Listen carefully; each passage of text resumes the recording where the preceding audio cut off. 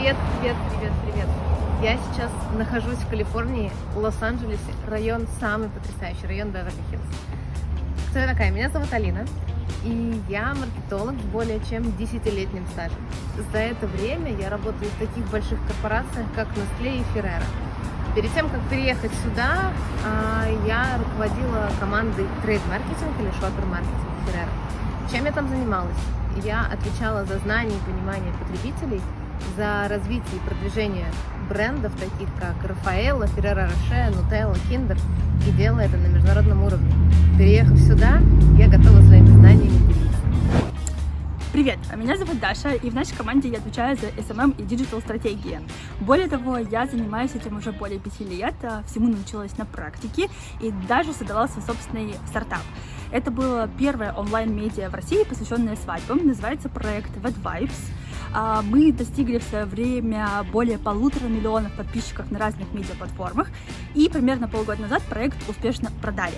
Уже находясь здесь, в Калифорнии, я встретила своего партнера Алину, и мы создали наше собственное агентство под названием Дали. Что такое Дали? Дали — это маркетинговое агентство 360 градусов. Что это означает? Это означает, что мы узнаем, кто ваша целевая аудитория, что ей нужно, занимаемся продвижением проекта, пиар-коммуникациями, маркетинговой стратегией и, конечно, SMM-продвижением. Помимо работы в нашем агентстве Дали и помощи брендам в развитии, мы запустили проект, который назвали Market Yourself. В рамках этого проекта мы встречаемся с очень успешными людьми в своих индустриях и спрашиваем у них, как им удалось добиться такого успеха. Они рассказывают нам про свои победы и поражения, про свой путь, про те уроки, которые они выучили, и про инсайты, которые извлекли. И сегодня они помогают им идти вперед и добиваться все новых и новых высот. Всеми этими историями мы делимся здесь, для того, чтобы вдохновить как можно больше людей развиваться самим и развивать свои бренды. И наш первый сезон мы посвятили свадьбе. Почему? Потому что Калифорния — это признанный трендсеттер в этой индустрии. Также здесь живет очень много успешных, талантливых профессионалов, которые стояли у истоков этой индустрии. Этот сезон мы делаем в коллаборации с известным, талантливым, прекрасным фотографом Ромой Ивановым. И сейчас он подробнее о себе расскажет. Алина, большое спасибо за такое представление. Меня зовут Роман Иванов, и в этом году я стал лучшим свадебным фотографом в России по версии Top 100 Awards. Для кого будут интересны эти видео? В первую очередь для тех, кто хочет развиваться как профессионал в свадебной индустрии. Мы берем интервью у мировых звезд свадебного бизнеса, и все, кто с этим как-то сопричастен, все, кто хочет получить такую информацию, пожалуйста, смотрите, будет очень и очень интересно. Зачем вам это нужно? На самом деле готовых решений нет, но зато есть опыт успешных людей, которым они с удовольствием с вами поделились. Он поможет, первое, найти ответы на вопросы, второе, расширить границы и посмотреть по-новому на возможности развития. Третье — заполнить пробелы. И четвертое — узнать, как работает рынок Калифорнии. Пятое — понять, как мировые топовые свадебные агентства ищут себе подрядчиков. И шестое — много веселых моментов и классных инсайтов. Будет интересно. Главный герой выпуска — Эрих McVey, свадебный и портретный фотограф из Портленда, штат Орегон. Он один из самых долгожданных участников нашего проекта, ведь успехами этого талантливого мастера мы следим не меньше 5 лет. Его работы отличают мягкость линии цвета, невесомость и, мы бы даже сказали, талант уловить красоту в движении. В это сложно поверить, но все кадры, что вы видите на экране, сняты на пленку. Это воистину современное искусство. Поэтому несложно поверить в то, что Эрика уже из года в год называют лучшим фотографом в мире такие издания, как Harper's Bazaar, Martha Stewart Weddings и Belle Lumiere Magazine. А количество медиа, в которых были опубликованы его работы, мы даже называть не станем. Это займет минут 10. Во время нашей беседы мы обсудили, почему Эрик не берет больше 15 проектов в год, зачем ему нужны инспирейшн-съемки, что такое fake it till you make it, и почему фотография вовсе не финальный продукт для клиента. Помимо десятка инсайтов, нас в Эрике покорило ощущение, что беседа с ним была похожа на те, что ведешь с приятелями за бокалом вина в баре, а не с профессионалом мирового уровня. Предлагаю вам убедиться в этом самим. So first of all, can you tell us a little bit about your story? How did you become a photographer? I don't know who inspires you or who inspired you at the moment, and what do you love about your job? Sure, sure. That was a lot of questions all in one. You might have to remind me of the Yes. follow-ups. So first, how did you start? I'll tell you about how I started. So I was at university, well, about 12 years ago, and I was studying digital arts, multimedia design, graphic design. And one day my mom called me and told me that she lined me up for a photography interview with the company because she knew the manager at the company. And I had no camera, I'd never done photography, but I knew how to use the computer programs and things, so it kind of made sense. But I did not want to do it at all because I knew nothing. I thought I would totally fail. Why would I do a photography interview when I'm not a photographer? But she's very convincing.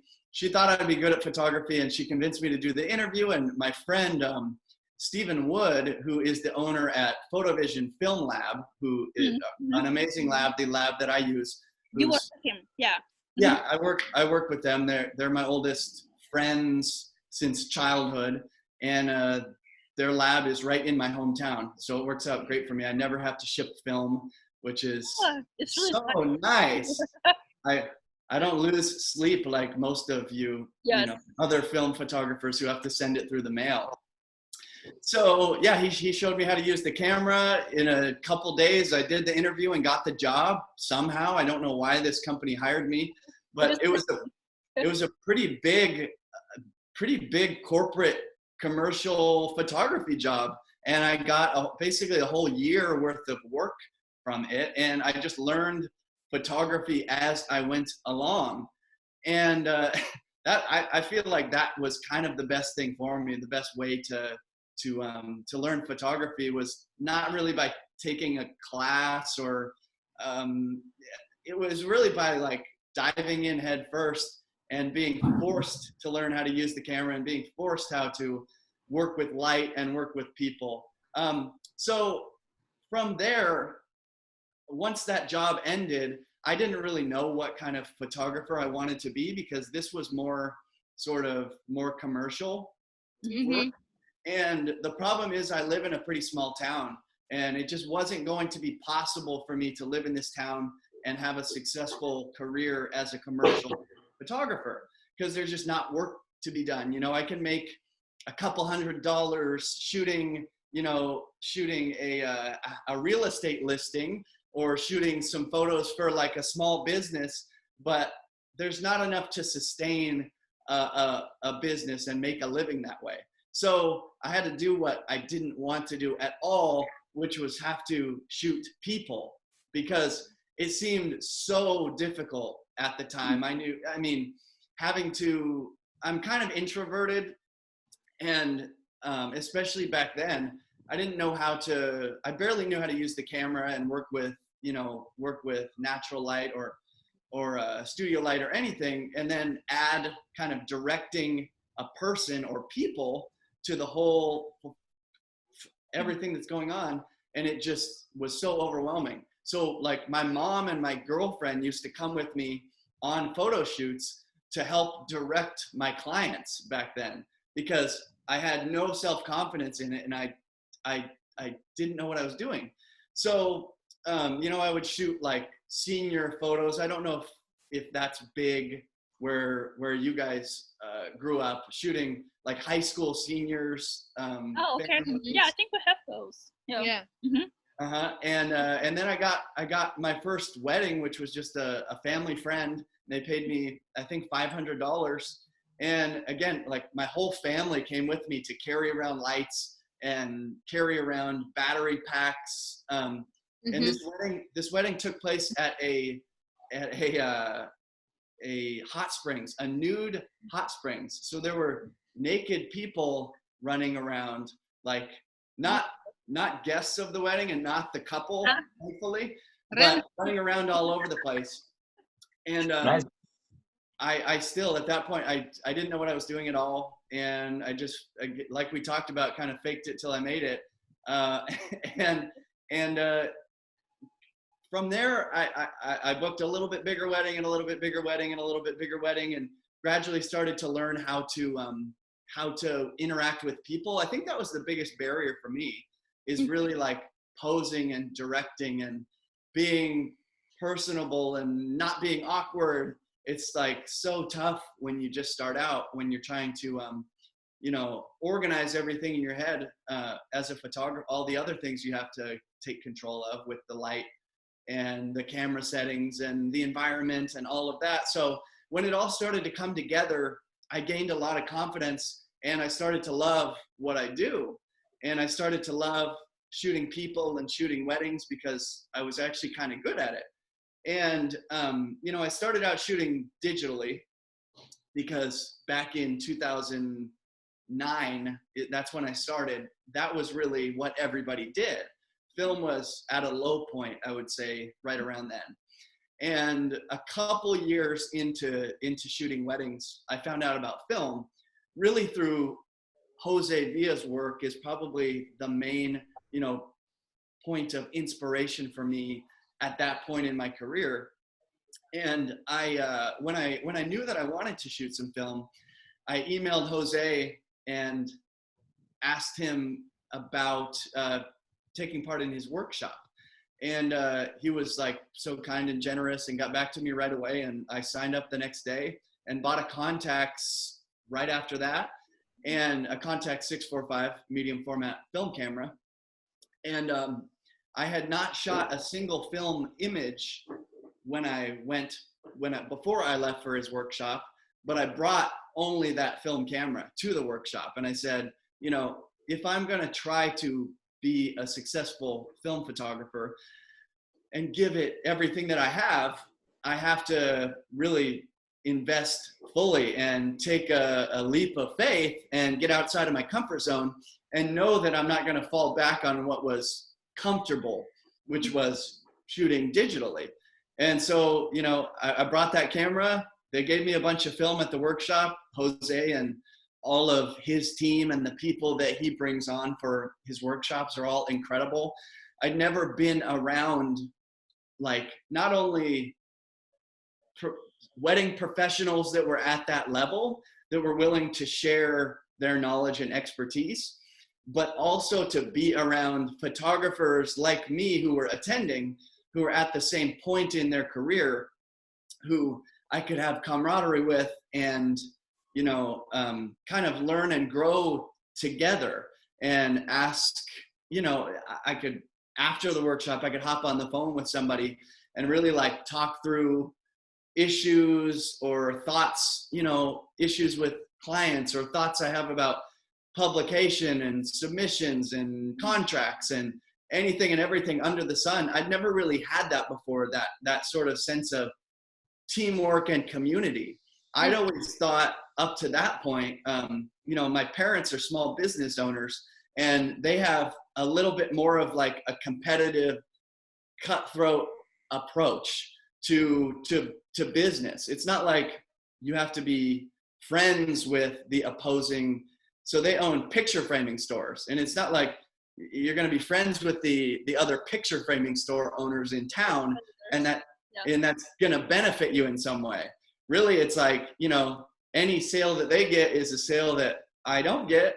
And so that's kind of the mindset that I had going into wedding photography. But I feel like that all changed when I attended Jose's workshop and like really got to see the humanity, to see the people behind the websites and behind the photos, and realize that there's so much work out there for all of us, and there's no reason to be that competitive.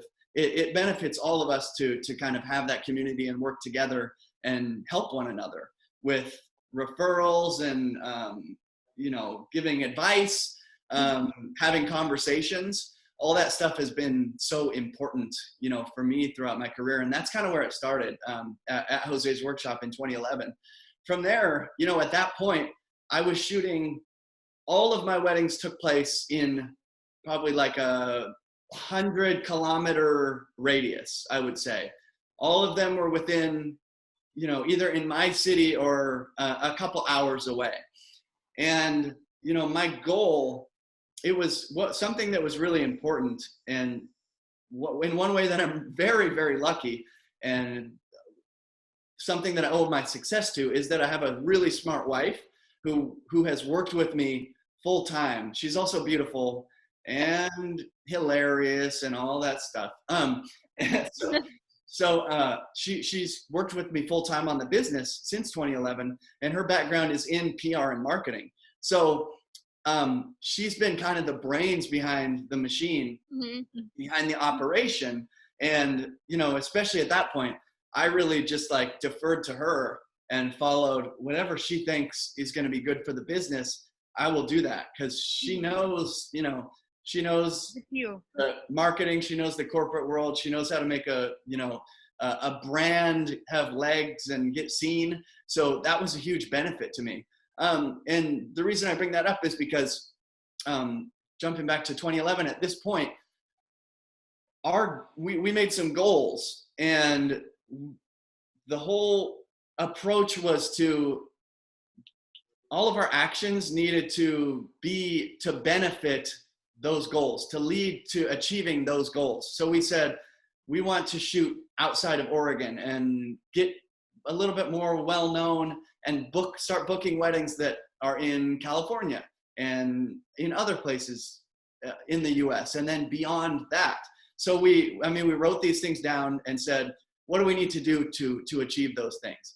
And tried to be very specific about our actions and not just, you know, work 12 hours a day on whatever and waste time on, you know, all these things that might not sort of lead to us achieving those goals. It was really, what are the action items that we need to execute to achieve those goals? So everything was kind of pointed towards, like, how do we get outside of Oregon? So we were able to do that through sort of just working smart and not hard, and booked a little bit of work in California, then outside around the US. And then in 2013, booked my first destination wedding, and, you know, shot it at cost, because, you know, I hear a lot too. I hear a lot of people who, you know, they want to expand and grow and book that destination work, but they also, you know, aren't willing to compromise in any way. They think and maybe rightfully so. Yeah, I'm worth this much. This is what I'm going to charge. You know, I've earned it. I don't need to make, or it's going to make me look bad if if I bring my prices down to book that wedding, or it's going to hurt the industry. And to me at that point, it was really all about what is best for me. And I need to pay my dues. I need to prove that I can shoot destination work and shoot this work so that I can show more of it, so more people book it. I'm not going to just come in and be able to charge my full price and get all my travel paid for and a full wedding fee if I have not paid my dues and proven to people that, you know, I shoot this type of work. So that's something I like to be really upfront about when I'm talking about this stuff, because there's so many misconceptions, and I feel like there's a lot of photographers who aren't super honest about this, who, you know, who want to lead people to believe that they, you know, that they always charge what they're worth, and that they draw the line, and if people, you know, don't want to pay that, then I'll just move on to the next booking. And that there's always somebody, you know, another client. But I think that even if it is slightly at the expense of the industry, you have to pay those dues at some point to better yourself and your business, to take that next step and to get a little bit ahead, so that you can, a year from then or 2 years from then or 5 years down the road, be charging, you know, your full price and plus travel, all those costs. And really, like I didn't make any profit on those first destination weddings, and that's totally fine, because it gave me all this content. It proved, it strengthened my brand. It proved to people that I could travel and shoot this type of work, and it sort of catapulted my business that much quicker, you know, and so much faster than if I had waited around for that perfect client who's willing to pay me what I'm worth. And that also, I know I'm going off on a tangent here, but I'm going to keep going. That also applies to me, you know, in present day. For example, like going into 2019, I feel like I've achieved a lot of my goals, and I have this great portfolio, and I've been to all these places and shot just about everywhere I want to, but like I hadn't shot any notable weddings or celebrity weddings or whatever. And I was kind of like, I don't care. That doesn't do a lot for me, but I think it does a lot for my brand and the perception of my brand to kind of to strengthen it and add some value.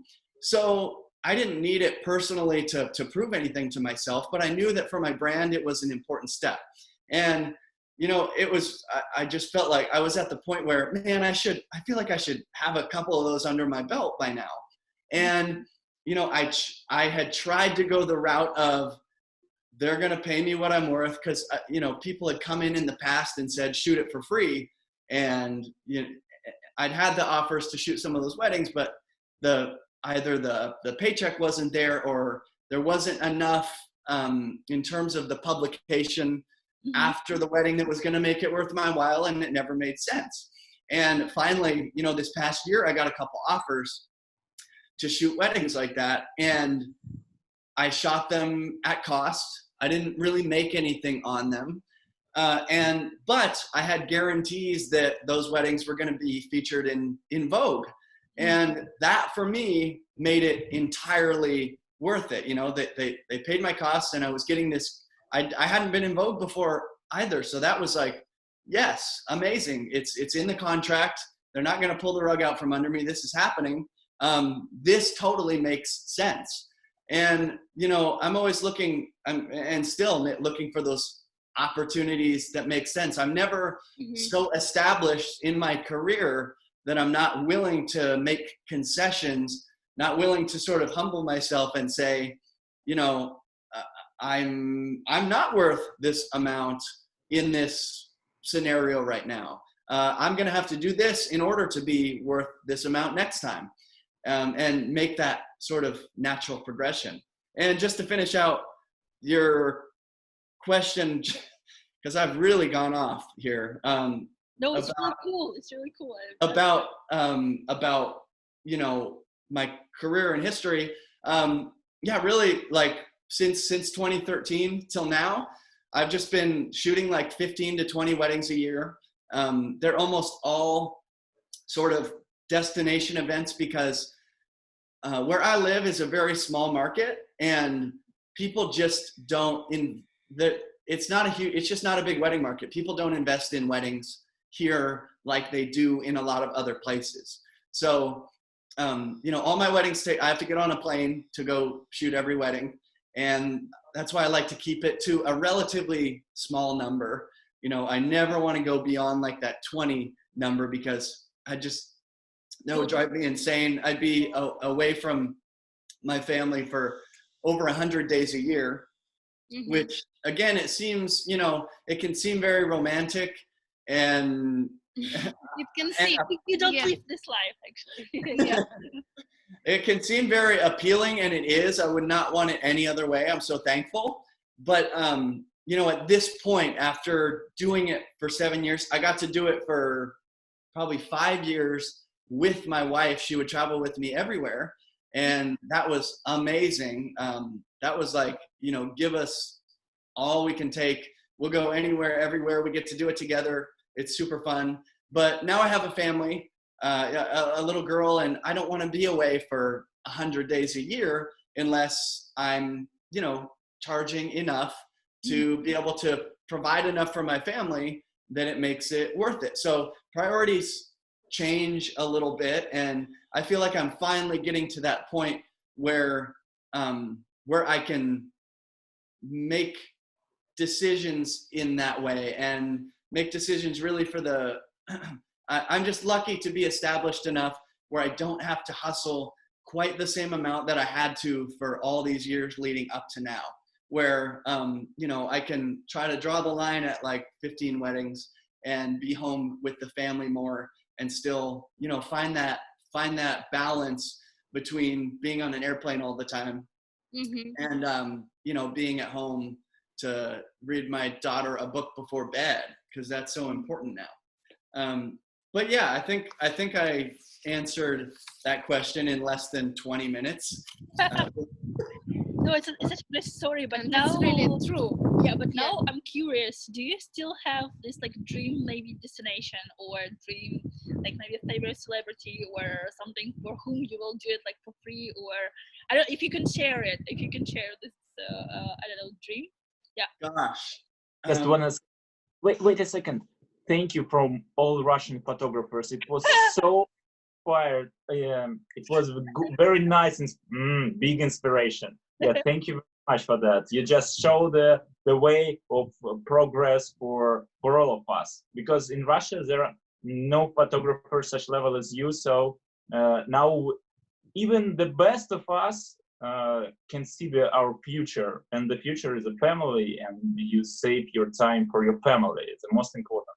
Thank you. Yeah, thanks for saying that, Roman. I appreciate that. The role model. Yeah, the role model. Nobody, if any of my friends knew that I was a role model to anyone or thought that someone said that, they would laugh in my face.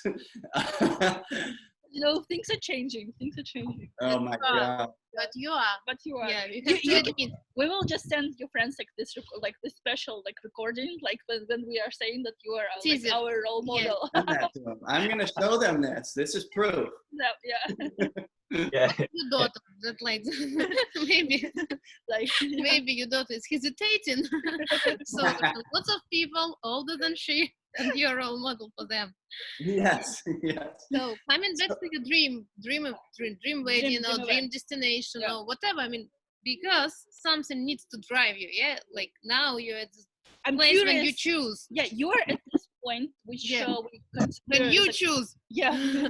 So what makes you like still awake as a like, you know, you need to be hungry. Yeah, like many people who are creative, they need to be hungry in terms of to Still be have some inspired. Yeah, inspiration. so Yeah. that's why what's your Absolutely, absolutely. So I would say I do stay hungry. I do a good job of keeping myself hungry even 10 years into shooting weddings, because it is one of these careers that, just like any career where you're doing it all the time, that you can easily burn out if you don't have that hunger and there's not something driving you. For me, honestly, and this may sound bad, but so much of it is driven by sort of the business achievements and the ability I mean, number one, I'm an artist, and I love what I do, and I love creating, and I love being a photographer, and I don't know what I would do without it. But the biggest driving force for me is making a living. And so I think, honestly, like when I book a big contract or book any contract, like I feel great. I mean, if I'm able to, when I look at the end of the year and say, you know, I was able to bump up like the average wedding booking dollar amount that I booked this year as compared to last year, and bump up, you know, a few $1,000s or something, that to me like makes me feel great and drives me to keep climbing and keep keep trying to propel myself to the next level. Because when it comes to business and income and I feel like there's no ceiling. So there's always this driving force to go, okay, well, can I book 15 weddings at this amount, or can I book my biggest package yet? That's huge for that. Sounds very, I don't know, like there's not a lot of heart to it. So that's the business side. And I love being a business person as much as I love being a photographer.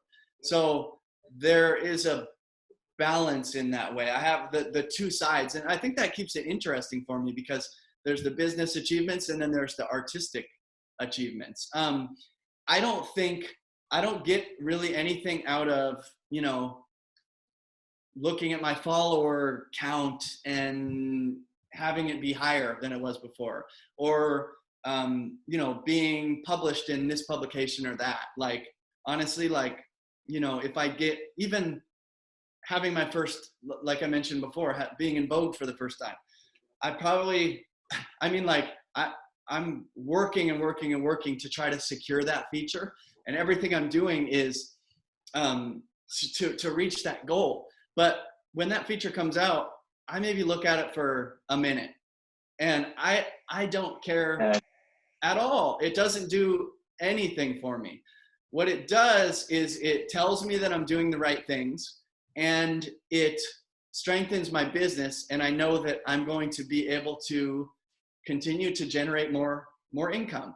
But in terms of, like, you know, making me feel good for the recognition, none of that stuff matters at all to me. I don't care at all. I only look at it as a ways of, you know, a means to strengthen the business and get my name out there to more people, so that I can, you know, book that next wedding and, you know, provide for my family. But I would love to, in terms of where I would love to shoot, I still haven't shot in, there are a lot of places I haven't shot. I haven't shot in, like, Australia or Morocco, or really hardly anywhere in South America, somewhere like Patagonia. I would love to shoot a wedding in Cuba. I would love to explore. I would love to shoot in Russia. I really would. These are all, I want to keep seeing more places. I want to, again, be secure enough financially where I can bring my family more of the time, and not always be worrying about, you know, the bottom line and what my margins are. Because when margins are thin, which they are for a lot of us right now, and given that a lot of us haven't been able to work in this industry and most other industries, I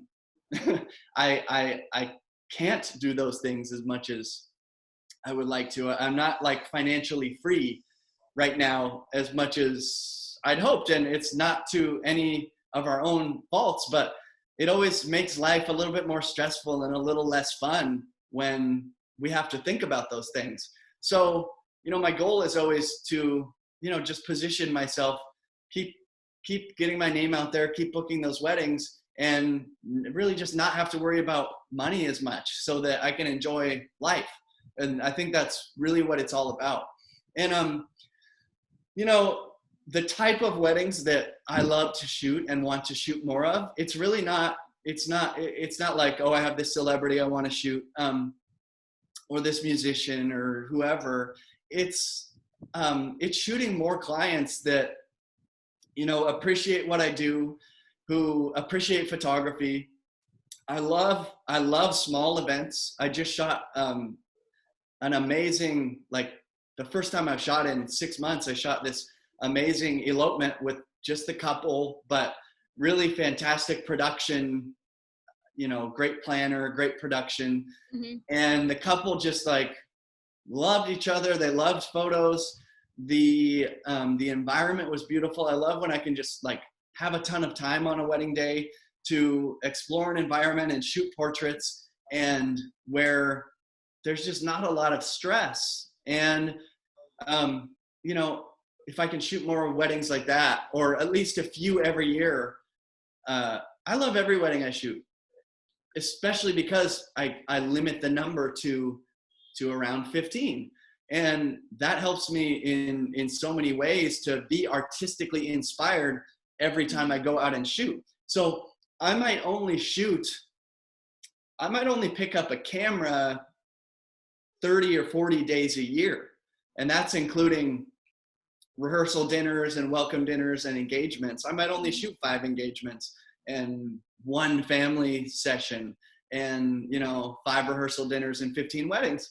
And that wasn't always the case. I had to build up to that point, but that allows me to be excited and inspired every time I go out and shoot, because I'm not redlining. I'm not pushing myself to the limit. I'm not burnt out ever. I'm always excited every time I shoot, and limiting myself in that way does a lot for that. And then one other thing I do to stay inspired is I try to do 1 or 2 sort of passion projects every year. And that's what, I feel like that's what really gets me re-inspired in photography. It's not, weddings after shooting like 300 of them. Like I said, I still really enjoy them. I would rather do that than anything else, but it's hard to draw inspiration from them when it is, it still feels like a job in a lot of ways. And I do as much as I can to make it not feel like a job, but it still feels like a job. And a lot of weddings have the same elements to them and are very, very, I don't want to say cookie cutter, but it happens. Every wedding schedule is just about the same. So, I find points of inspiration throughout each wedding day, of course, but it is always more or less the same formula. So I want to, I get inspiration from creating something, going out, putting a shoot together on my own that's something, totally different from what I do on a normal basis. And like a fashion editorial, or like this last year, I did a full shoot on Fuji Instax film. Oh, really? And Like a Polaroid? yeah. And yeah, maybe I can share. Yeah, can you show it to us? Maybe we can use it like in our. I'll share images with you. I'll send you some of those. Uh-huh. But I put together like a full production shoot. I spent probably $4,000 to do this shoot, and I do this like once a year, and I want to make it count. And Just go crazy, like once. Go crazy. Do it right. Do it right. And pay the people that I bring on for the shoot, pay them what they're worth. I want to be able to afford to do that. And when I do this shoot once a year, I'm not going to go out and do some styled wedding shoot, because that's what I do the rest of the time. I'm going to do something that is totally different from what I normally do. And it's going to get me excited to be a photographer. It's also going to differentiate me from the other wedding photographers by showing some crazy work that is going to catch someone's eye, Mm-hmm. rather than, it's going to stop someone in their tracks when they're scrolling through Instagram. Because like you'll see with this Instax shoot, it's super weird. And, I got on a plane, like I said, spent a bunch of money, went to California and did this whole shoot. And all I brought was an Instax camera. I never second guessed that even for a second. I wasn't like, oh, well, this shoot's going to be so good, I better get some film shots on my contacts because I don't want to waste this moment.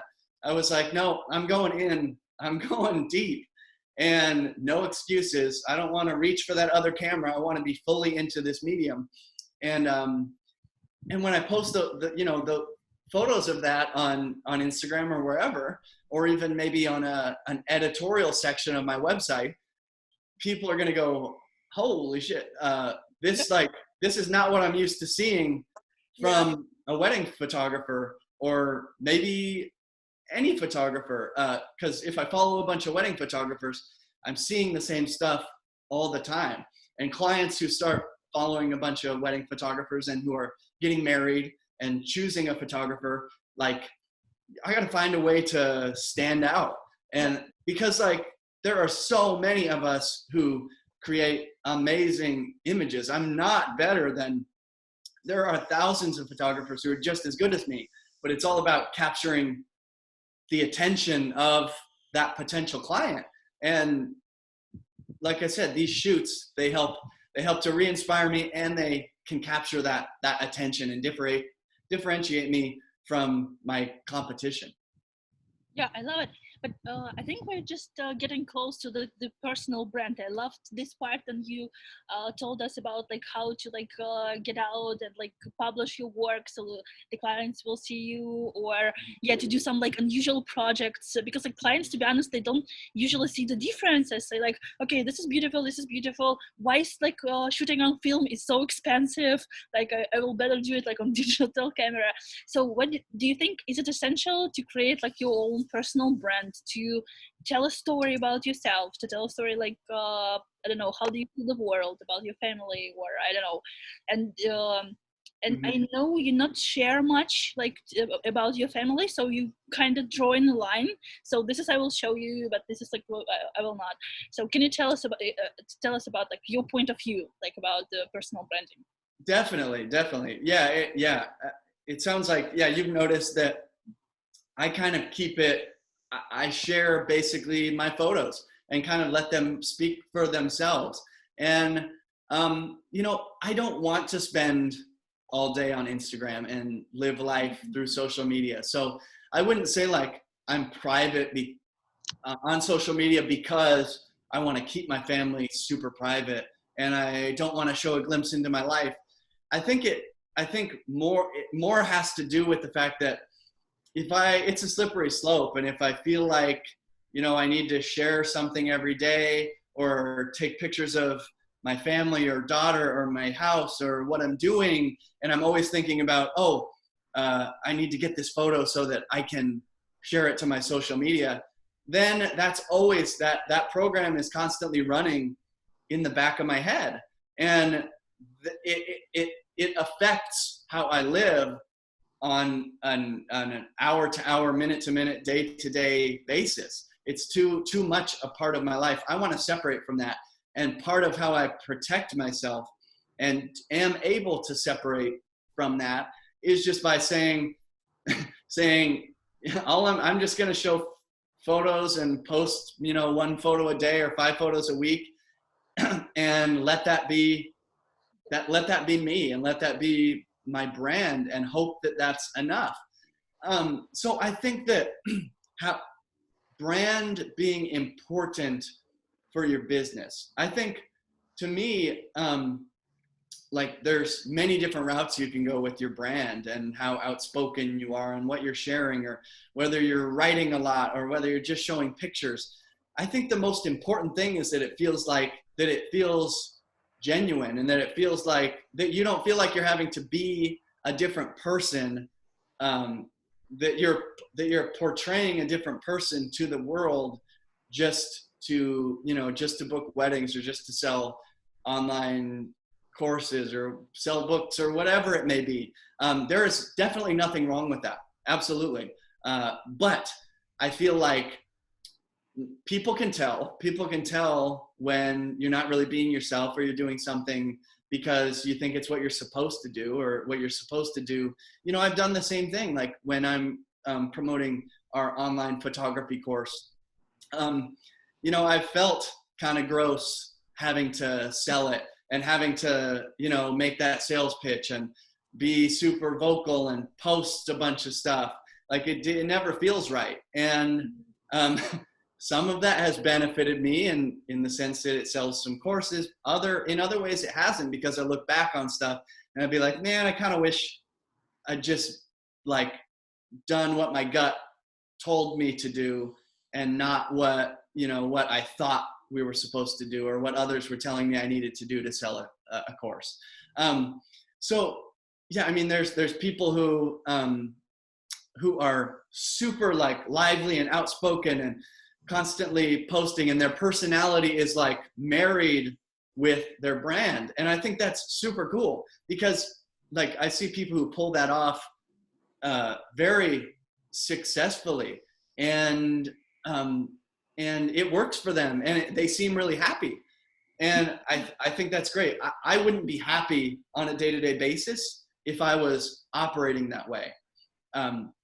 And for me, just like, I want to let my images speak for themselves. And my brand, really, it's just about creating the best work that I possibly can and staying true to that.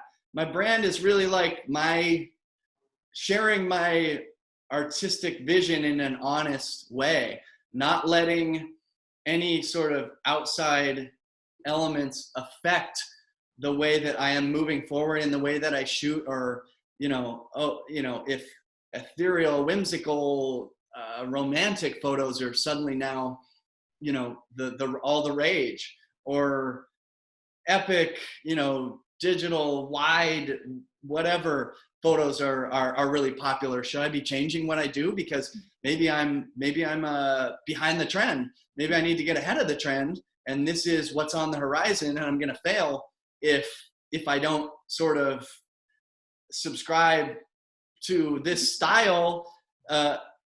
If I'm too late to the party and everybody else is already there, and then I'm forgotten about.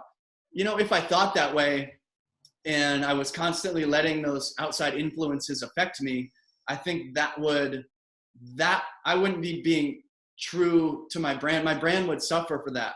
My brand is strong because I do photography the way I love it and the way that I believe it looks best, you know, the way that I love to do it and the way that I think it looks best for my style and my personality. And then putting that out there, I think people gravitate towards that because there's honesty in that. And another thing I want to say about brand is it's not just, it's for me, my brand is the experience in the industry, whether it's the client or the planner or another photographer. It's their experience start to finish with me, whether it be at the point that a client inquires about my wedding photography. Like, do I get back to them quickly? Am I timely in the manner that I get back to them? Am I super open and actively helpful and always energetic and kind and bringing positive energy from that point? And from that point through the wedding day, it's so important to not only deliver, you know, through my actions and energy and personality, but through the photography. It's maintaining a high level of quality, delivering images on time and quicker than on time. It's really important. On time.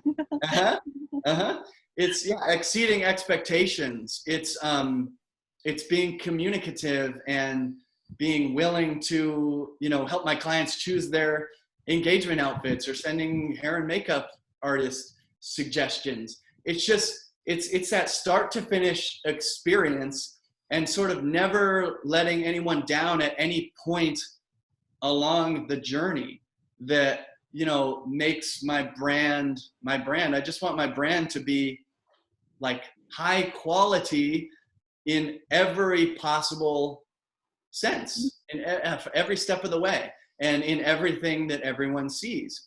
And like I said, that goes with if I'm at a photography conference, like we were just at the Hybrid Co, Amy and I, a couple months ago, and, you know, 400 photographers, and we're giving a talk, and we're, you know, talking to people every minute of the day. And like when we give our talk, I want to be like honest and open and, again, happy, like all those things. And when someone comes up to us with questions after the talk, or, you know, wants to sit down for lunch, like I'm genuinely interested in, you know, where are they from? Like, how's your business doing? What are you looking forward to? How are things going this year? Like, what are some struggles? Like, I'm genuinely interested in that stuff. I'm never trying to be someone else or put on a facade. And I don't want to ever, you know, let anyone down in those situations or when it comes to a client or planner or anything. So it's just like keeping a high level at all times, I think is like the strongest way, the strongest way to build my brand that someone can identify with, I guess. But I wouldn't say like that. I mean, we can talk about like logos and the type of verbiage we all use, or colors, or I only post this type of picture. Yeah. But I don't that stuff.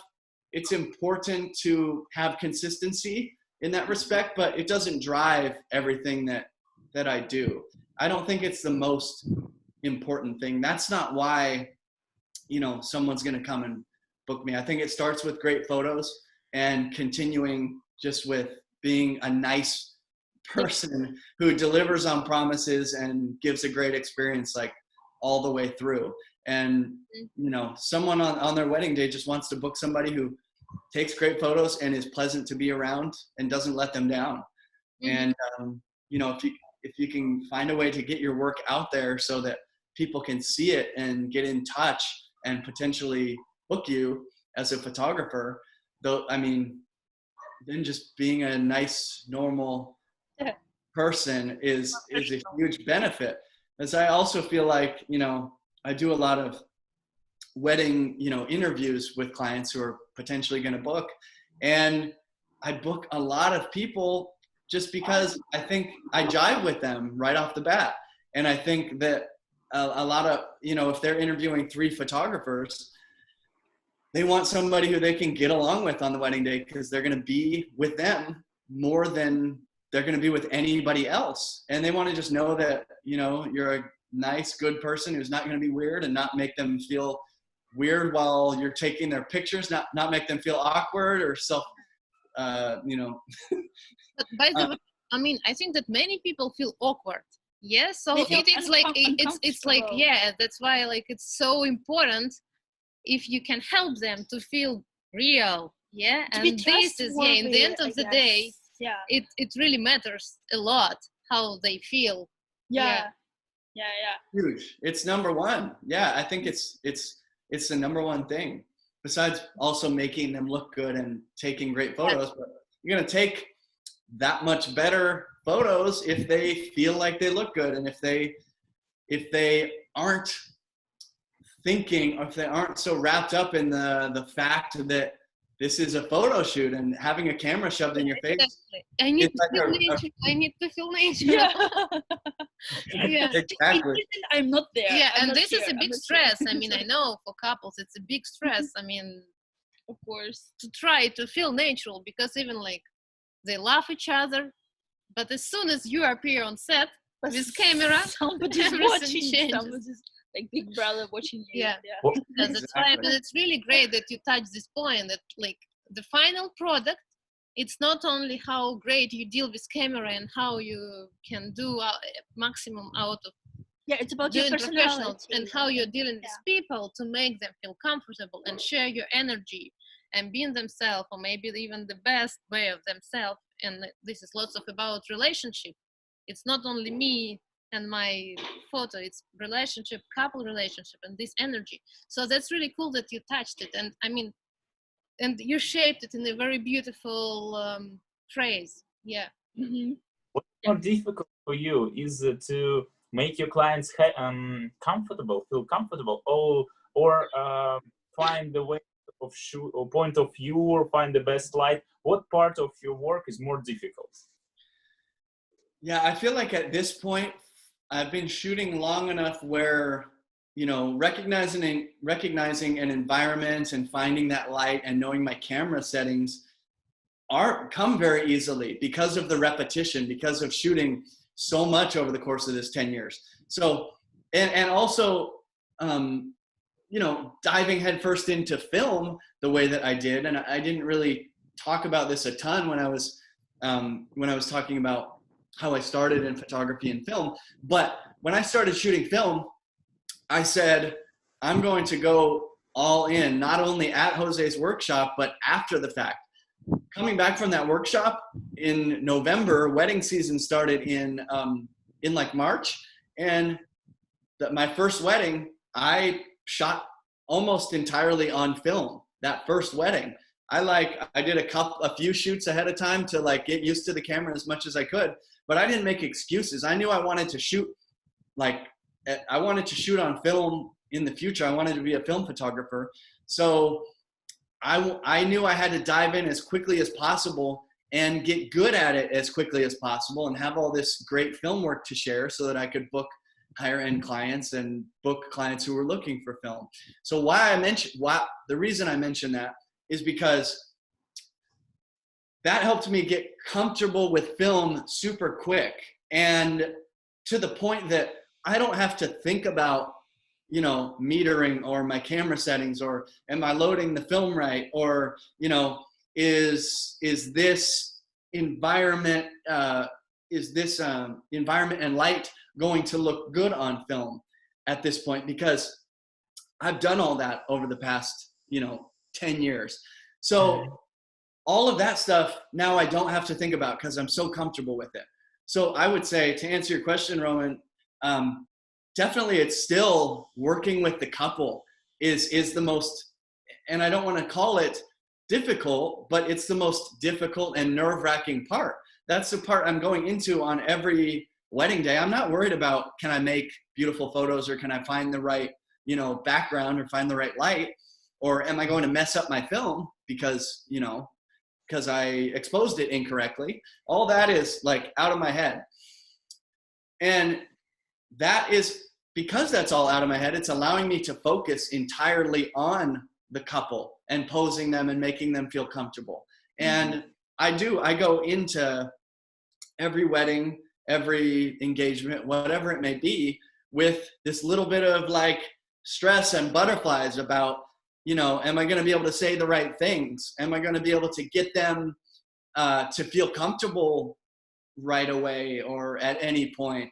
Or am I going to be able to get them, to have those real smiles and laughs and moments? Because, a photo shoot and a wedding day, it's very organic. You can't have it all planned out. I don't know exactly what I'm going to say. I don't have it all scripted out. It's all happening in that moment. So I think like the ways that I make that easier on them and for myself. And one other thing I want to say too is, most of my couples I haven't met before the wedding day. Maybe I've done a video call with them, but a lot of the couples I've not even talked to in any way, because a lot of my bookings now are through wedding planners, and most couples now aren't doing engagement shoots for whatever reason. It's just not as in vogue as it was 5 years ago, 10 years ago, when most of my clients would do that. So I have to, show up, we meet and start shooting, and immediately make them feel at ease and make sure that they trust me. So again, that's coming in with a smile. That's coming in, with positivity. And one thing I like to do is preface to my clients, hey, I'm going to give you a ton of direction. I'm going to let you know exactly what I want from you. You're never going to be questioning yourself. You never have to wonder whether you're doing the right thing, or whether you're looking the right way, or whether your expression is correct. I am looking out for you in all of those ways. And so you can have confidence in knowing that. And I talk a ton while I'm directing and while I'm shooting people, and I'm giving them a ton of positive feedback, and I'm giving them a ton of direction, but not to the point that, my posing feels robotic, or where they feel like, I'm just smashing people's heads together, or making them like hold a kiss for, 20 seconds. It's always moving. I'm always, like I said, I'm always talking. I'm always giving them that positive feedback. And when I start off shooting a couple, I always start it off as easy as possible. It's always going to be like, hold hands and walk away, or just hug each other and, squeeze each other super tight. And I can, within the first 5 minutes, I can build that trust and let them know that, oh, this is not nearly as high stakes or as stressful, or it's not the thing that I thought it was going to be. People worry that they're going to be sitting there smiling at the camera, or that they're going to have to look all romantic together. Like, those things are going to happen at some point in our shoot, but I'm not going to start off with those things that people dread.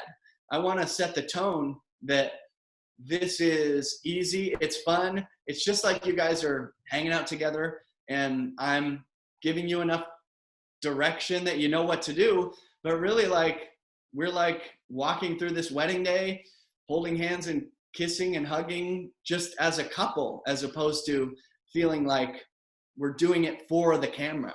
So again, it's building that trust early by being positive, being happy, being confident, and letting them know that they look beautiful, and starting it off with like the easiest possible directives. Yeah, I think this is the Thank most you. important thing. Yeah, but, do you show usually like your clients your work during the process? Like, look, like I just showed this picture, and this is like so beautiful. No. No, and I would never. That's one of the advantages to shooting film is it's not an option. Yeah. So, but you shoot only on film, so you do not support yourself like with a digital camera or. I don't know. I don't support. I've never done like digital backup. So. Mm-hmm. Or had anybody shooting behind me to shoot digital backup. That's one of the things about going to Jose's workshop and shooting all on film, to empower myself to understand the medium enough that I've never had a problem. I've never had a lost roll of film or a missing image, or because it's like there's so many dangerous hints like with with film camera, because like it could be I don't know much about like the process, but I understand that you can expose it like in a different way, like it could be like too sunny or too dark and too sensitive to all these things. If people will move, it will completely destroy like the whole pic, you know. So I know a lot of photographers like who claims that they actually shoot only on film, but they will always support themselves on with digital camera. So Usually in Russia, you saw lots of photographers in Russia. We work both digital and film, because the price for the film and amount of the pictures we bring to the clients is, I think the whole budget of the wedding will be spent on the film. In the case of the same amount, so maybe the different markets, maybe different amount of pictures you bring to the client. So that's maybe the question is, how many pictures you usually give to your clients after one day wedding? Yeah. So yeah, I do. I've been lucky in the sense that I've been able to really shoot almost entirely on film since I started. And one of the reasons is because my wife had a real job when I started shooting film. So I had the luxury of being able to, to take a risk and to invest a bunch of money in shooting film, knowing that I wasn't going to make nearly as much on weddings. And most people don't have that luxury. And I'm really lucky in that sense that I was able to do that. I'm way too lucky for that. So, but what it helped me do is, like I said, it helped me get a lot better at film a lot more quickly. I felt like if I was going back and forth between film and digital, that I would never be able to fully focus on it and wrap my head around that medium and give it my entire heart and mind and understand it as quickly and learn and grow as quickly. And not every, like you said, Roman, not everybody has that luxury. And it is difficult to sort of figure out, to work film into your photography when it chips away at your profits.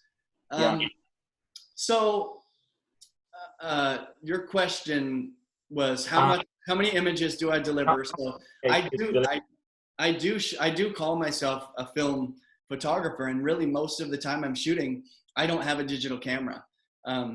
So I'm going to shoot a wedding day, like I'm going to shoot 70 or 60, 70, 80 rolls of film on a wedding day. And along with a bunch of digital, during the later parts of the evening, when it's too dark for me to shoot film. And most of my weddings lately, I deliver way too much. And I think that a lot of that is a result of kind of added pressure as my clients are paying me more and more. And this is probably a good thing, is that I hold myself to a high standard and hold myself very accountable and want to deliver on their investment. So as they continue to pay more, I'm trying to I don't want to let them down. I want to honor that investment. I want to deliver a higher and higher quality product.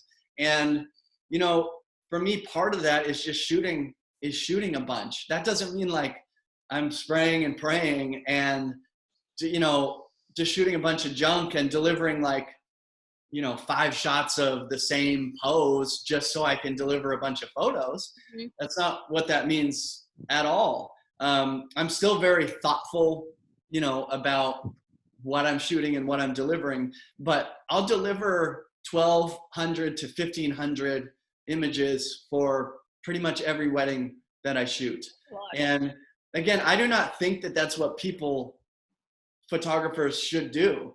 I think everybody should do what the market and what their clients are and what their heart is telling them to do.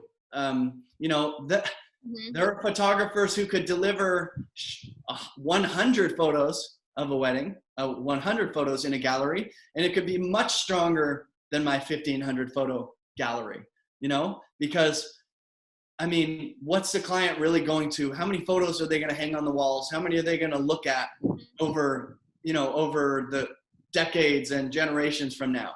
It's maybe going to be like, what is it? 1, 2, 5, 100. It's not 1,000. So what is the point? I don't know, but that's what they're paying me to do. And, you know, I want to deliver on that investment. And one good thing about over delivering in that way is that I never have, essentially, never have clients that are disappointed and that are asking for more, because I'm going so far above and beyond to over deliver. Mm-hmm.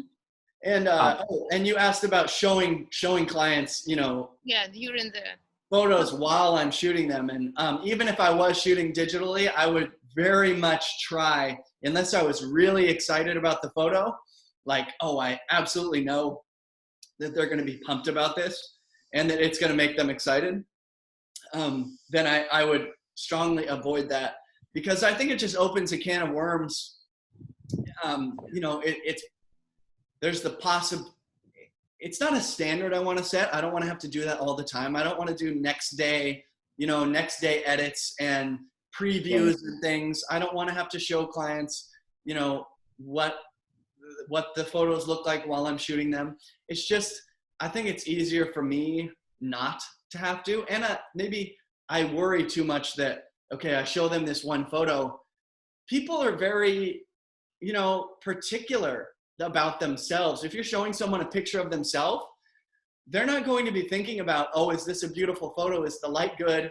Mm-hmm. Is the scenery epic? The only thing they're going to do is the way I smile, is how do I look? Yeah. Do I look funny? You know, how do my arms look good? Does my chin look good? Does my smile look good? Do I look wide?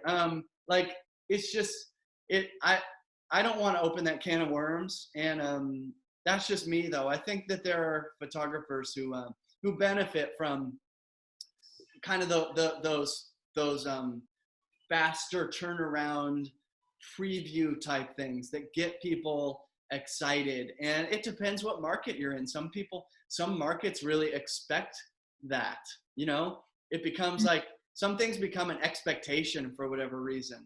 And I don't ever want to do something because it's an expectation or because, you know, all of my peers are offering that. I'm going to like think for myself and make decisions that way. Not because I'm never going to do something because everyone else is doing it. And I think it served me well. Oh, so question, like everybody else is doing that, what they're doing now is actually like the digital photo shoots. Have you done that? FaceTime photo shoot. Yeah, and quarantine solution. Because like, I guess it's a trend right now for photographers. Is it or not? I think that if I was in quarantine and I didn't have so much to keep me busy, like honestly, I've been in quarantine and away from photography. All my weddings are canceled. All my photo shoots are canceled. Yeah. And I'm not thinking about photography. And that's because I'm busy. And I have that luxury. Like, my daughter's school is canceled, so I'm spending at least half the day with her. We bought a house that we're fixing up. The other half of my day is fixing up the house and doing basically construction and projects. And I'm not bored. I'm not wrapped up in the photography business right now. Maybe that's a good thing. Maybe that's a bad thing. I think that if photography were, the biggest part of my life, and also if I didn't feel as established in my business right now, then I would be doing things like that. I haven't to this point. I've done a little bit of personal work, like shooting my family during this time, but I'm not like itching to go shoot a bunch of stuff. I'm taking this opportunity to sort of disconnect from work and photography so that when I come back to it, I'm reinvigorated and I felt like I got a good break. And I know that when that time comes, I'm going to be like so ready to be shooting all the time. And like in 2021, I mean, all my weddings got moved to 2021. So I'm going to do nothing but shoot in 2021 and travel. So I think in 2020. No, you're just giving. So now it's your family time. Yeah. And then you need to have rest from your family. So your main goal is here, to be with your family, and it's the best time. Just one thing to make the clear information about the film, the background of the film shooting. You told that around 60 film rolls per wedding. Yeah.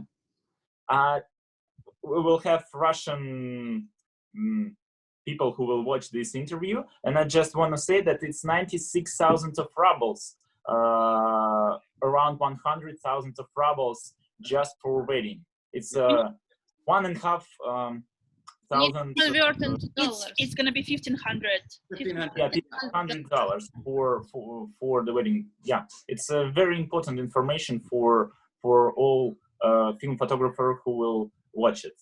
So they're gonna have a heart attack. What I want to clarify something, and that is that in 2012, when I started shooting weddings on film, and I was really shooting them, like I said, it wasn't with digital backup. It was like all on film. I was shooting like 20 to 25 rolls, and that is more than enough. That is absolutely more than enough. So that's more like, $500, $600, $700 or something like that.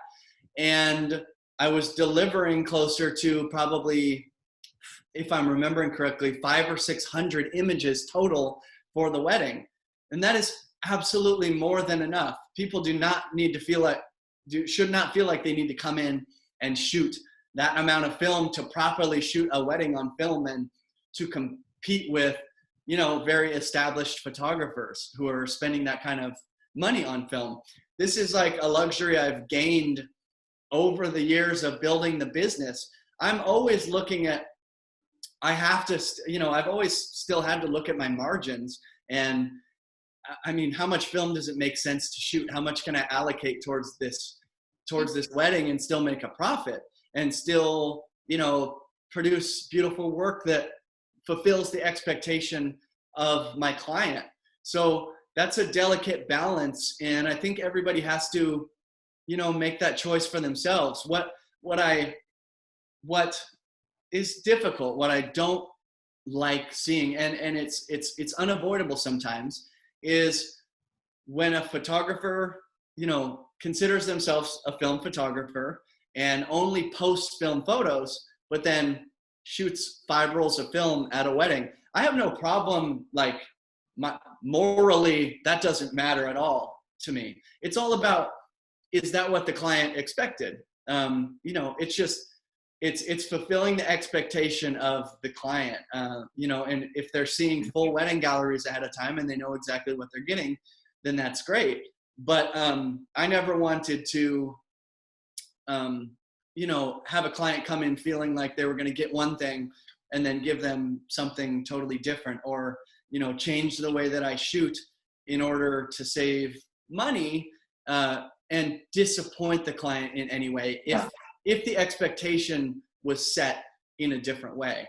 But there are, I mean, no, everybody should do what is best for them. Like, we don't know each other's personal finances and personal struggles and what struggles they're going through with the business, or whether their partner is at home, you know, with the kids, or you have to pay off student loans, or, you know, a lot of people cannot afford to just dive in and spend all this money like on film like that, essentially just not throwing it away, but it's gone. And nobody should, I would never judge anybody for like shooting, for taking a certain approach or shooting a certain way. I think everybody has to do what's best for them. Only you know what's best for your family and your business and your clients. And you have to just follow that. And it changes all the time. You know, that first year I shot 20 to 25 rolls, and maybe I shot 5 more rolls the next year and 5 more rolls the next year. And I was charging $1,000 more dollars and $1,000 more dollars. And it's all, there was never this point for me where it all like blew up and I went from charging, you know, I suddenly charged quadruple what I charged the year before.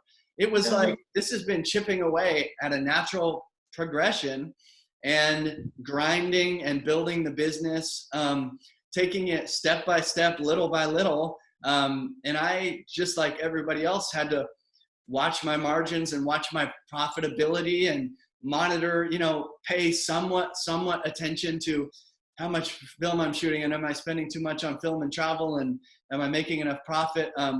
You know, it's happened slowly. And I think you'd have to be really lucky and catch a big break for it not to happen that way. And I hate when I see newer photographers come in and expect, just the world is so accessible via social media, and they can come in and look at, you know, a photographer like me who's been shooting 10, 12 years and go, oh, well, you know, he's traveling all over the place and isn't this cool? And he has these great clients, and go, well, that's what I want. And I need to be there in 3 years. When I started, Instagram didn't exist. So all I knew was, I'm going to try to compete with these local photographers and try to make, you know, this like a decent salary, like more, like a few $1,000s, I'd be happy because I'm running my business and, you know, I'm getting work and I don't have to have a real job. This is great. And I'm competing with the local businesses in my market. But now I feel like in 2020, you know, a newer photographer comes in and they see everything is right in front of them and they want to skip steps. They want to get from A to B or A to Z without doing, you know, B, C, D, E, F, G. Basics. Yeah, doing the basics. And it's hard mentally not to want to skip steps when you see it right there in front of you, when it's so enticing. So I had the advantage of not being able to see any of that stuff and only knowing what was right there in front of me. And if I had, I probably would have, you know, I wouldn't have been successful because I would have been thinking, you know, 2 years in that, oh, I need to be shooting in France and I need to be, you know, traveling to Mexico and Australia, whatever. And I think it's tough when mentally that is right there in front of you. But I think, you know, getting back to basics and realizing that it's not going to happen all at once provides such an advantage to people. It's all about putting in the work.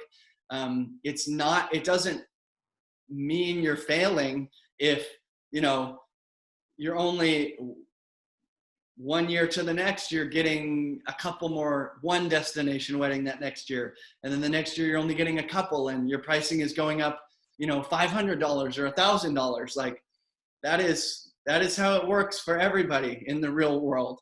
And that's the way it has to be. Just, stay in there and keep grinding, and hard work like prevails always. I think the hardest working people, not only in photography but just in business and in life, are the people that, you know, keep rising up the ranks. That hard work has to go along with the talent.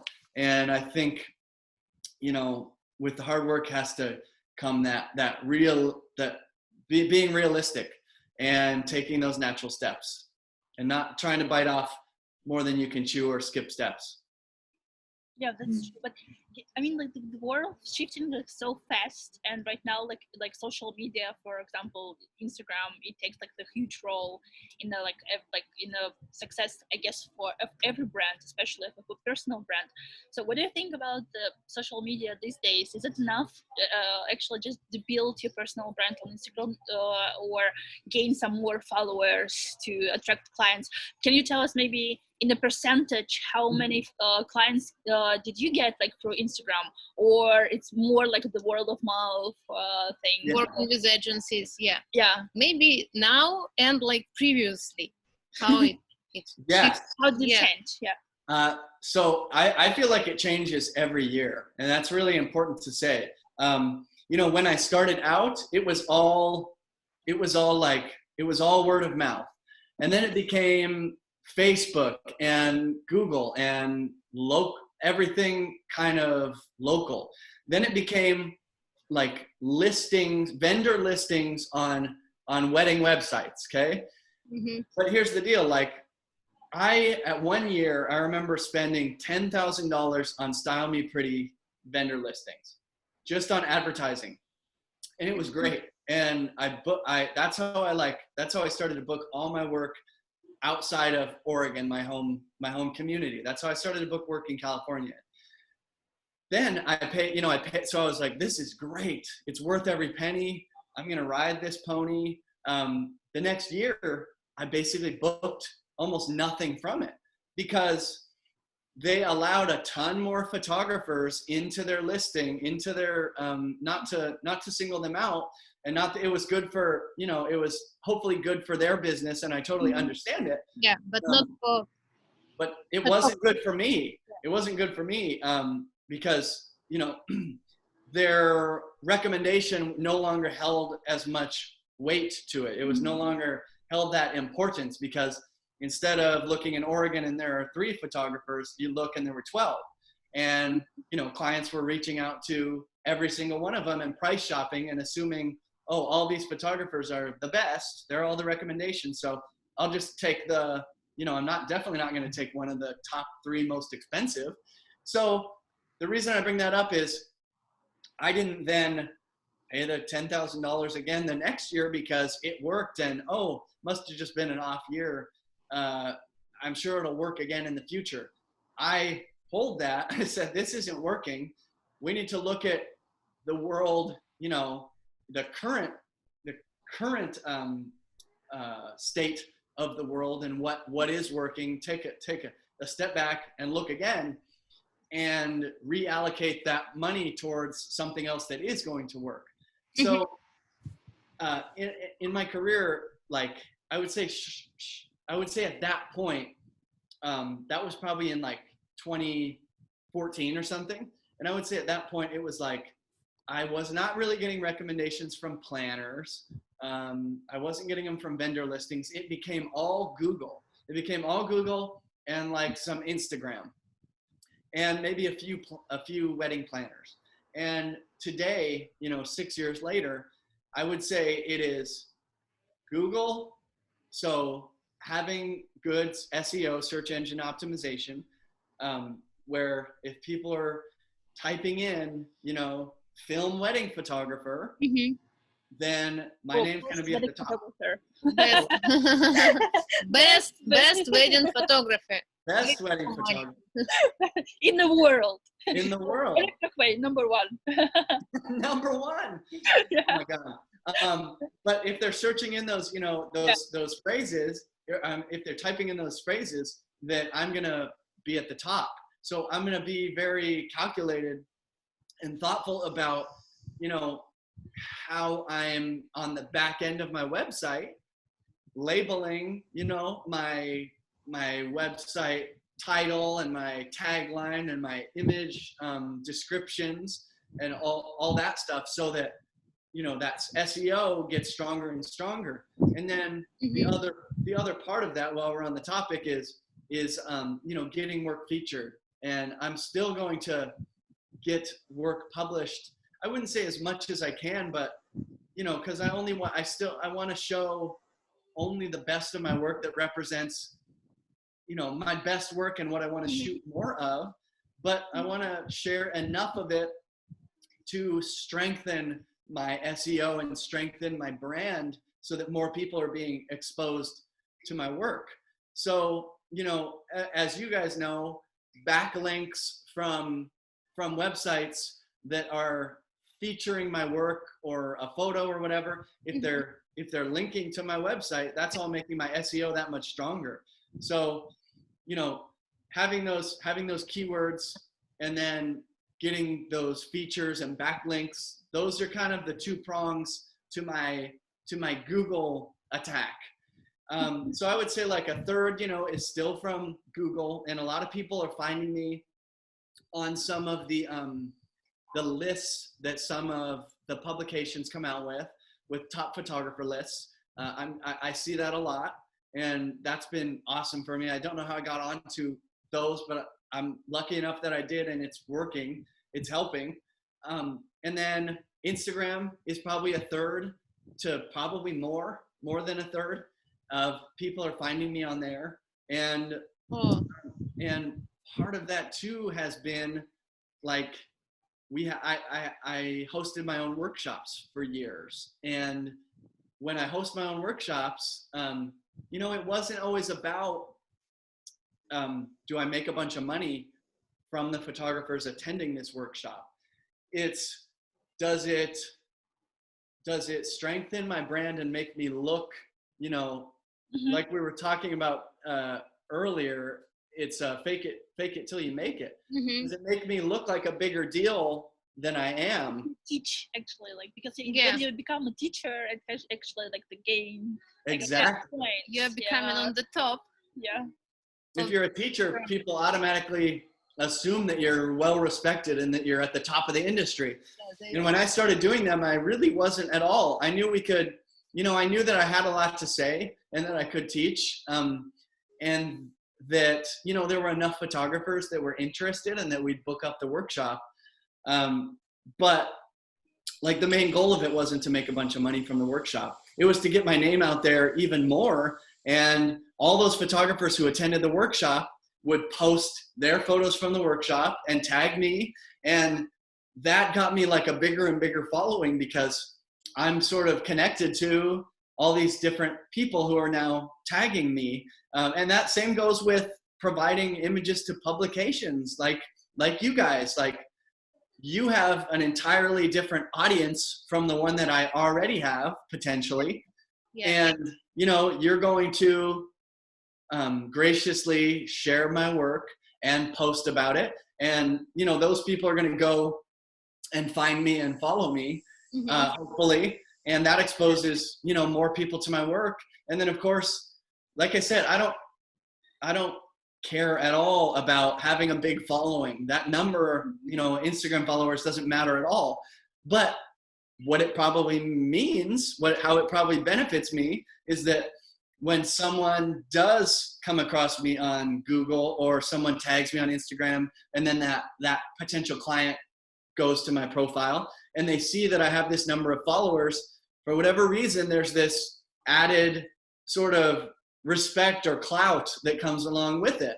And it's not always merited. Like, we know that, I hope I have it because I'm a good photographer with quality work, but we know that there are a lot of people who, you kind of go, it doesn't mean, it's not a barometer for how good you are or how successful you are. There's a lot of photographers and creatives and just anyone out there who has a huge following, and you kind of go, oh my gosh, they're really not that great. What's going on?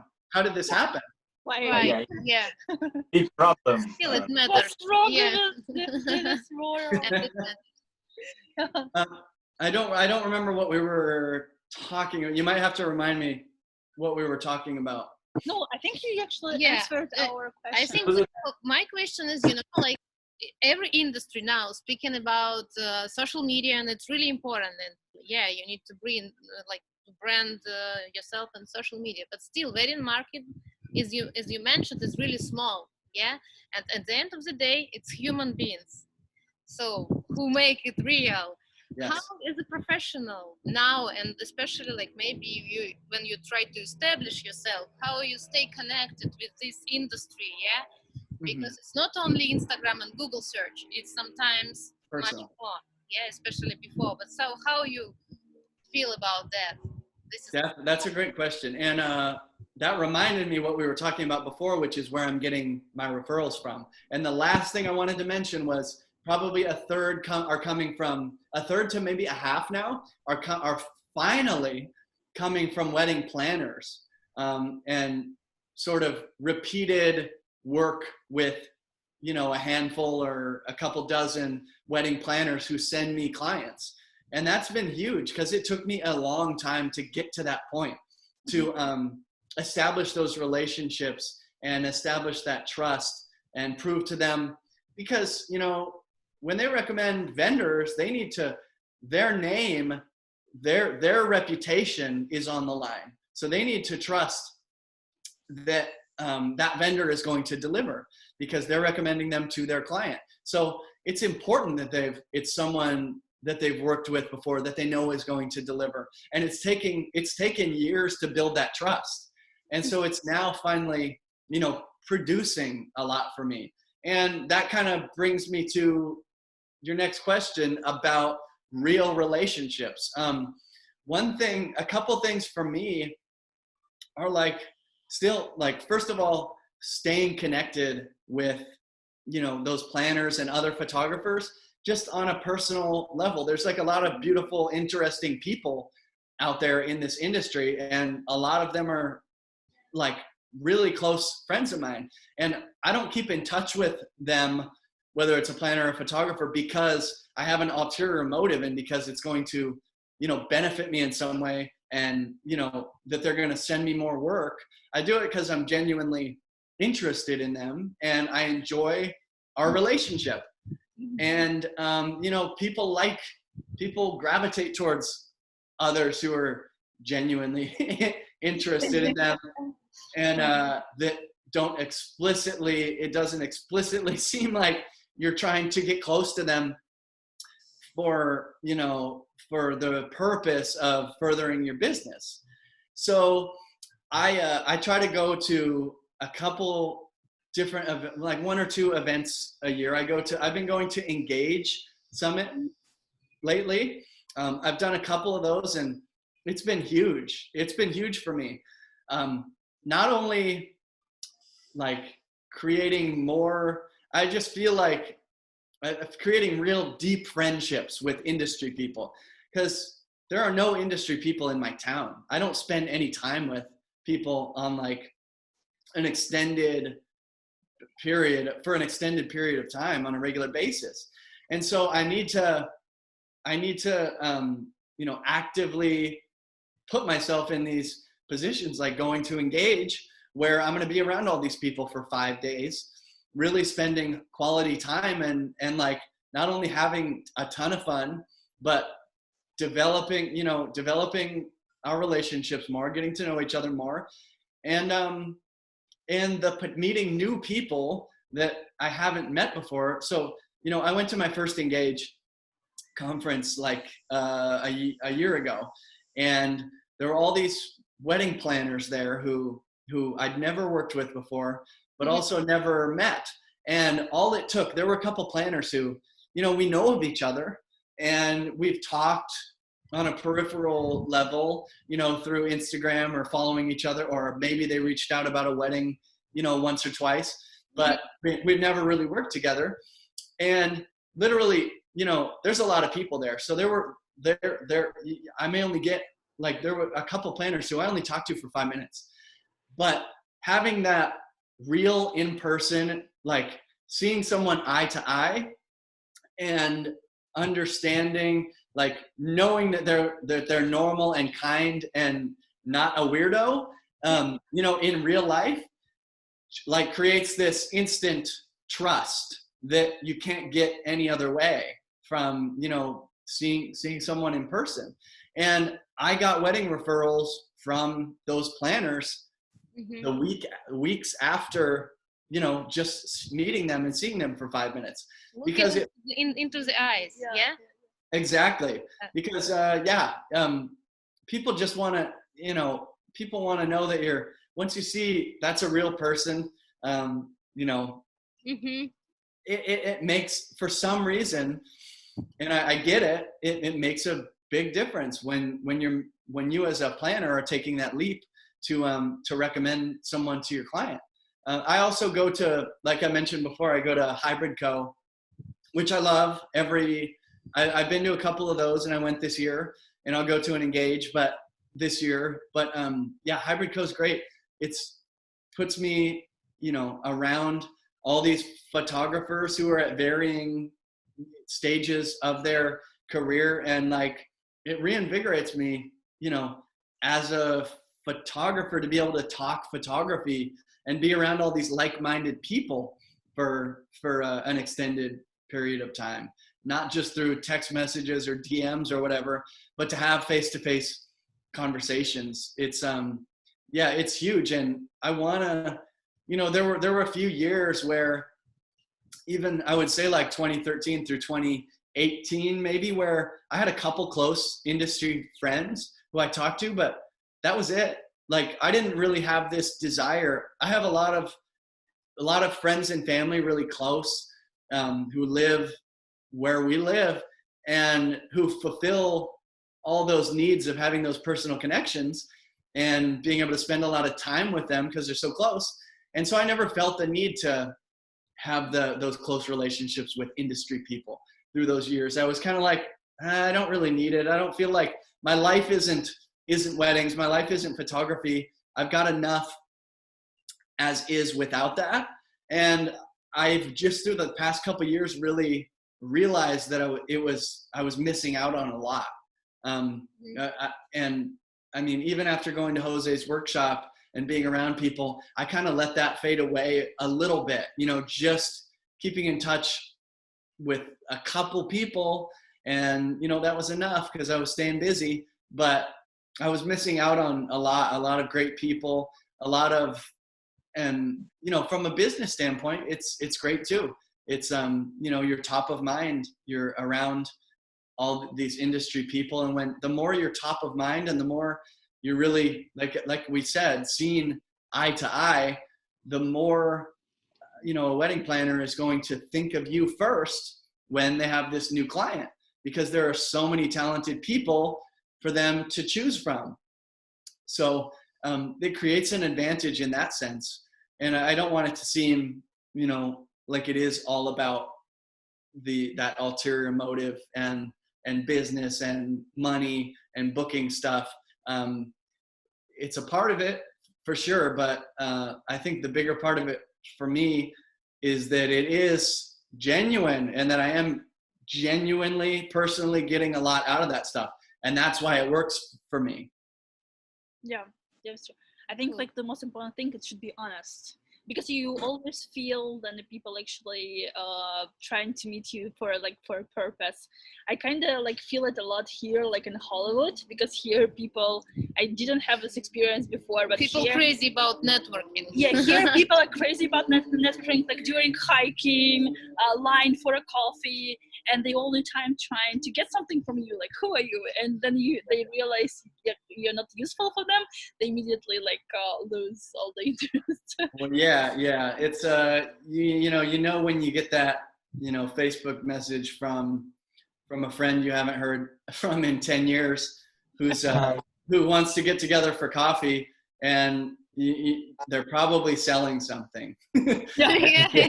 And usually it turns out that they are, and it doesn't make anyone feel good. You don't feel good about that. Like, it's not honest, it's not natural. And I get it. We're all trying to survive. You got to do what you got to do. But when it is honest and real, it's that much. It just feels that much better. And we know it. You know it when you see it. You know it when you hear it and feel it. Yeah, that's true. That's true. Cool. Okay, so I saw that Roma wanted. Roma, do you have a question?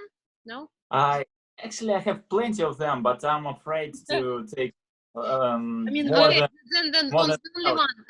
just Okay. only one. You told about SEO for your website is the first, the best way to find the clients. Did you do all these hashtags, or you told the thumbnails and blah blah blah blah blah stuff? Did you do it by yourself, like a person who knows everything, or you just outsource it? Yeah. So you talking about website and the search engine optimization and all that stuff. Yeah. Yeah. So I do everything myself at this point, but Uh-huh. I think I've fallen a little behind on. I fall a little behind on website and Instagram because of that. I've always wanted. I've never found a way to properly, incorporate someone else into the business and have them return emails for me or post images on Instagram for me or update my website, just because it's tough. When the business is so close, when it feels like it's me, it's hard to let that go and trust that someone's going to do it the way that I need it to be done. So I'm having someone else do my next website, and it's almost done. And I'm now like definitely letting some things go for sure. I really, in the past, a lot of that has been about money. Like I couldn't justify spending $10,000 on a new website when before I had a kid, I had plenty of time to do it myself. And why would I, go out golfing every day or, drinking with friends or whatever all the time and pay somebody 10 grand to do my website when if I buckled down, I could use some of that free time to do it myself and figure it out and do it the way that I wanted to. But now that I have a kid, I need to let some of that stuff go, and I'm having someone do my website, and I trust it's, someone I trust, and I know it's going to be great. And, I still do my own Instagram and stuff. And there's empowerment in educating yourself and doing things yourself. Like this house renovation, this new house that, we bought with my family. I've done most of the work on it myself, and this is work that I did not know how to do going into this house renovation. It's stuff that I had to figure out as I go along. And, I'm able to do that because I have free time. I'm not shooting weddings because it's been the off season and then the pandemic and stuff. But the main point is, like, when I go through and look at, a fireplace that I plastered for hundreds of hours, not knowing anything about how to do that going into it. And now I get to walk up to my living room every morning and get to see that. And I appreciate it that much more. I get to enjoy it. And I have this empowerment and this satisfaction from having figured something out that's hard and pushed through and figured out a way to do it. So not only did I saved the money, because I probably couldn't have afforded to, pay someone to do it. I had the time to do it. So I knew if I set my mind to it, I can figure it out. And, whether it be this fireplace or this website, I get to look at it and go, wow, I did that myself. There's a lot more satisfaction I'm getting every time that I see it or, view it or experience it than I would if I had just paid someone to do it. And it turned out more so how I wanted it to turn out. It turned out exactly how I wanted it to turn out because I did that. And I think there's a lot to gain from, those hard experiences, like building a website when I didn't know the first thing about it. I still try to put myself in those situations and do those hard things, even if it's outside of my comfort zone. I try to do that as often as I can, because I think that makes me, a fulfilled person, a stronger in a lot of ways, and I feel more accomplished. Yeah. Like, Yeah. I Thank just you. looked at the time, and we realized like we took already 2 hours like of your day. Yeah. No way. But that was But- so cool. I mean, for me, Yeah. it was insightful, and And it was a pleasure. I mean, like it was much more than like we expected. You will Much, share, much. yeah. much more. And I could say like from my experience, and I talked a lot with US photographers, I mean wedding vendors in general, and I could say like you are the most open and Public most figure. genuine and nice person that I really met, and like I guess we all met. So I don't know how to thank you. Like I feel like we cannot thank you enough for all of this. I don't know. I think like our interview on YouTube is gonna last for like 3 hours with all additions, like with all photos and the one end and everything. But it's gonna be the huge success. I can't. I don't know. Can't wait. Can't wait. Yeah. Thank you. Thank you. Derek. Thank you.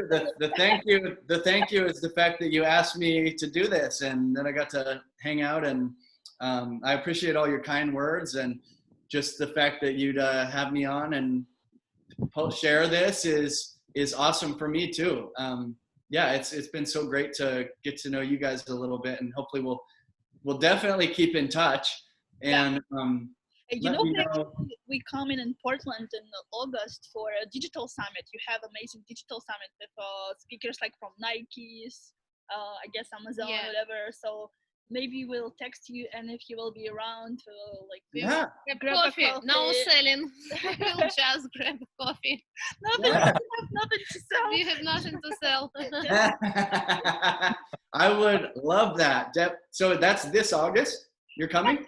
Yeah, this August. I will check the date. If they wouldn't cancel due to pandemic, Pandemic, yeah, but most probably they wouldn't. We hope so. So if yes, we will come.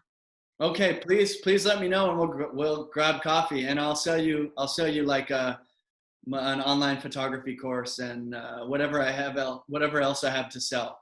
Okay. I have many ulterior motives. Actually, I bought your course on If I Made. Oh, So yeah, like thank you. I was wondering like what you're talking about. Like I was just like I said, I'm not a photographer, but I was curious like how you work, how you teach, and everything.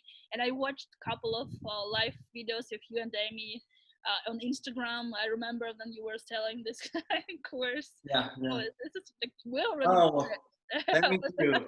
I appreciate it. Recommend it to our friends for sure. I appreciate that. Thanks for all your support, and so awesome talking to you guys. I can't believe it was 2 hours. It didn't seem like it. Flew by. It didn't. I just saw that my laptop I failing because like we sit at like in a patio at my house in West Hollywood, so I didn't grab the charger, and I was like, oh my gosh, it's been 2 hours because it was like the full charge, and I was just really like, okay, oh I'm sorry. Oh well, I'll let you go before the laptop dies, and let me know about August. Hopefully I'll see you.